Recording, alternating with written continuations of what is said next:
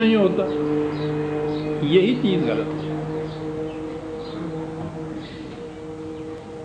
9/49 9/49 2-3 آیتیں میں پیش کروں گا، اس میں تو بے شمار آیتیں ہیں اس قسم کی۔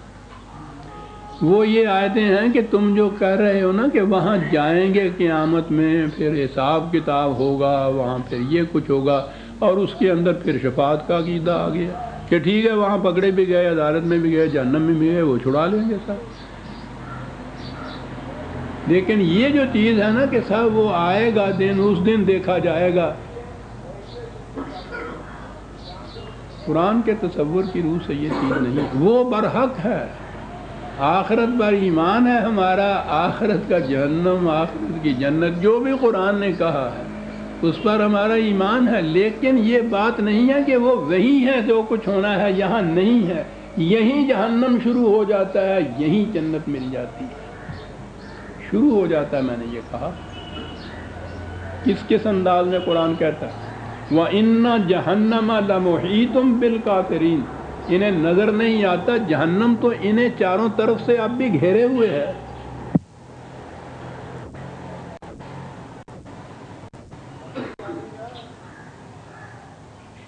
یہ تو اس وقت ہے محیط،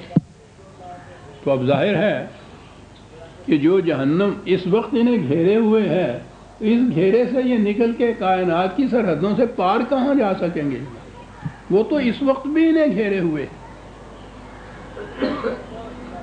دوسری جگہ ہے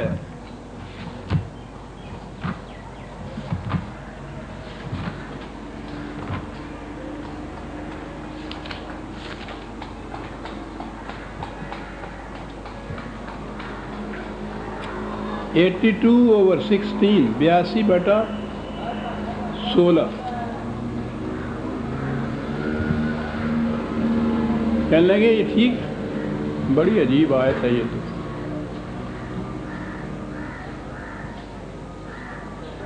کہ انہیں جہنم تو نہیں نظر آ رہا، وَمَا هُمْ عَنْهَا بِغَائِبِينَ، جہنم کی نگاہوں سے یہ اس وقت بھی اوجھل نہیں ہے۔ جہنم تو محیط ہے نا ان سب کو، یہ اس کی نگاہوں سے اس وقت بھی اوجھل نہیں ہے، جہنم انہیں اس وقت بھی دیکھ رہا ہے۔ اب یہ اپنی آنکھیں بند کر لیں، اس پہ پردے ڈال لیں تو اور بات ہے، اس سے یہ غائبین نہیں، اس کی نگاہوں کے سامنے ہے یہ اس وقت بھی۔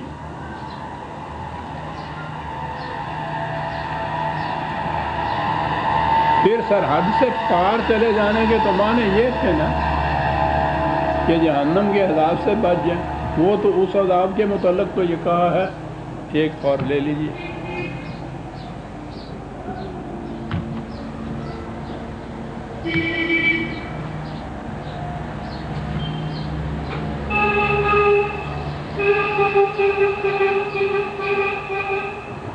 (5/37) 5/37 یریدون ان یخرجوا من النار وما هم بخارجین منها ولہم عذاب مقیم، اس جہنم کے عذاب سے یہ نکلنا چاہیں گے کسی طرح سے، یہ اس سے نکل نہیں سکیں گے، عذاب مقیم ہے، وہ مستقل طور پر رہنے والا عذاب ہے، وہ عذاب جو اس وقت محیط ہے انہیں، جو اس وقت بھی دیکھ رہا ہے، جس میں یہ داخل ہیں، جس سے یہ نکل نہیں سکتے، اس کے متعلق یہ تصور کرنا کہ صاحب ہم اگر اقطار السماوات والارض سے باہر نکل جائیں گے تو خدا کی گرفت سے پھر دور ہو جائیں گے، کس قدر حماقت پر مبنی ہے یہ تصور، نکل ہی نہیں سکیں گے۔ اور ایک مقام پہ تو ایسا ہے عزیزان من، تصور آتا ہے تو کلیجہ لرز جاتا ہے کہ یہاں کے جہنم کا جو عذاب ہے اس کے متعلق جو قرآن نے 22/22 ہی ہے، کہا اتنا سخت عذاب کہ کلما ارادوا ان یخرجوا منها من غم اعیدوا فیہا، کوشش کریں گے کہ کسی طرح سے جمپ کر کے، جیسے کہتے ہیں دیوار پاڑ کے، جیل کی دیوار کی یا سلاخیں کاٹ کے کسی طرح سے وہاں سے نکل جانے کی کوشش کریں گے، دھکے دے کے پھر اس عذاب میں ان کو ڈال دیا جائے گا۔ اس عذاب سے نکلنے کی یہاں بھی کوئی صورت ہی نہیں ہو، کہیں جانے کے لیے جگہ نہیں ہو، پھر دھکے دے کے اس عذاب کے اندر ڈال دیا جائے گا۔ اس لیے یہ جو کہنے کی بات ہے نا کہ یہ انسان کے امکان میں ہی نہیں ہے کہ خدا کے قانون مکافات عمل کی گرفت سے بچ جائے یا اس کے عواقب سے بچ جائے۔ تم سمجھتے ہو کہ کائنات کی حدود سے آگے چلے جائیں گے تو بچ جائیں گے، تم نہیں کہیں جا سکتے۔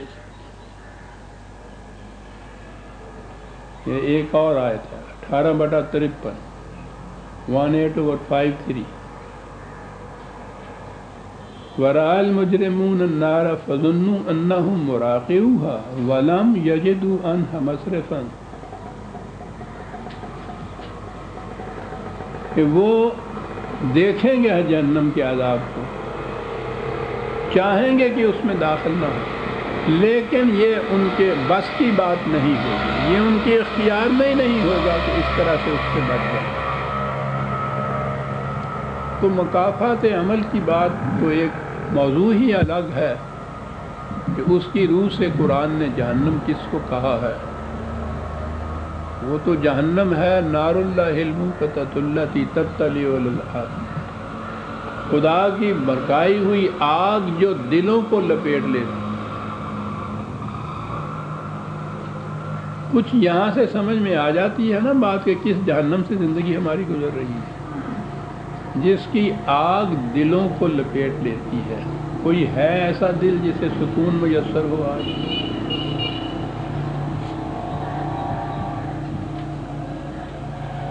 جنہیں ہم بظاہر بڑا خوشحال مرفع الحال نہایت سہولت کی زندگی بسر کرتے ہوئے دیکھتے ہیں، ان کے بھی دلوں کے اندر جھانک کے دیکھیے، ہم آپ سے بھی زیادہ شعلے بھڑکتے ہوئے نظر آئیں گے۔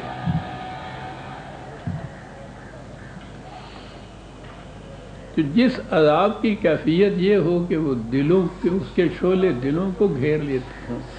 اس سے بچ کر نکل جانے کی صورت کیا ہو سکتی ہے؟ یہ تھے معنی میری بصیرت کے مطابق کہ ان سے کہہ دو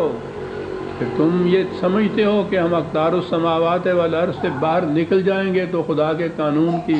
گرفت سے بچ جائیں گے، تم نہیں نکل سکتے، تمہارے پاس یہ قوت ہے ہی نہیں کہ تم اس سے باہر چلے جاؤ،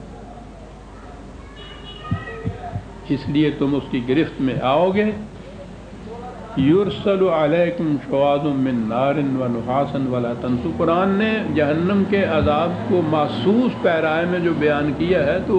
آگ سے ہی تشبیہ دے کے بیان کیا ہے جہاں جہاں بھی یہ کہا ہے۔ اب یہاں آئی وہ بات جو میں نے پہلے ہی کہا تھا